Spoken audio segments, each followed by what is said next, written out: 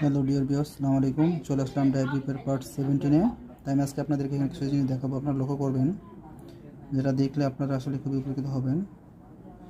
So concentration করেন, আমি কি দেখাচ্ছি এখানে।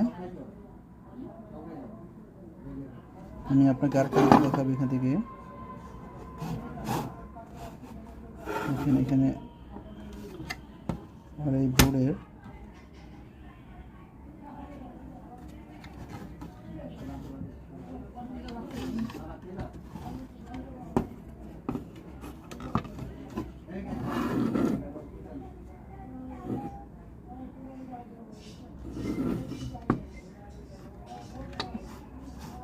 এখানে আমি আপনাদেরকে